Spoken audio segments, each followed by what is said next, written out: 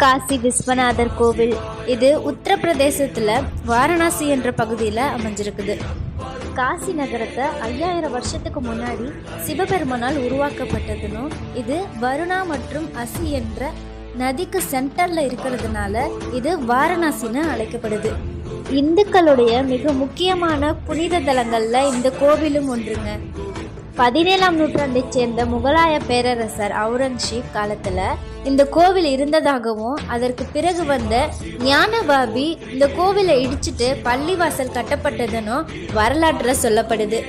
இந்த கோவிலோட கோபுரத்தை 1000 கிலோ தங்கத்தாலேயே மூடப்பட்டிருக்கு. அதனால இந்த கோவில் பொற்கோவில்னு சொல்லப்படுது.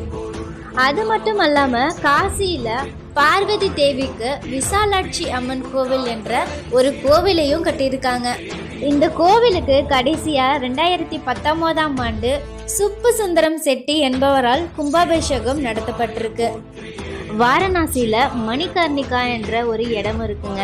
அதாவது மயான படிந்துரைன்னு அழைக்கப்படுது அந்த இடம். இந்த இடத்துல தான் சிவனுடைய காது கம்மல் கீழே விழுந்ததாகவும் புராணத்தில் கூறப்படுது. அதனால தான் இந்த இடத்துக்கு மணிகர்ணிகா என பேர் வச்சிருக்காங்க. இந்த இடத்துல இறந்தவங்களோட உடலை எரிப்பதனால மோட்சம் கிடைக்கும்னு ஒரு நம்பிக்கையா இருக்குது.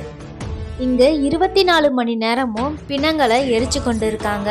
ஒரு நாளைக்கு 300க்கும் மேற்பட்ட பிணங்களை எரிக்கிறாங்க. இங்கு பிணங்களை எரிப்பதால மறுபிறவி எடுக்காமல் டைரக்டா சிவன் கிட்ட போயிடுவாங்கன்னு, அவங்களுக்கு முக்தி கிடைக்கும்னு நம்பப்படுது. இங்க அதிக அளவுல சிவன் பக்தர்கள் இருக்காங்க. அதாவது அகோரிகள் தான் இந்த கோவில்ல நிறைய பேர் இருக்காங்க. இந்த கோவில் கங்கை நதிக்கரையில அமைஞ்சிருக்கணும். இந்த கங்கை நதிக்கரையில நம்ம மூழ்கி எந்திரிச்சோம்னா நம்ம செஞ்ச பாவம் எல்லாம் நீங்கிடணும் நம்பப்படுது.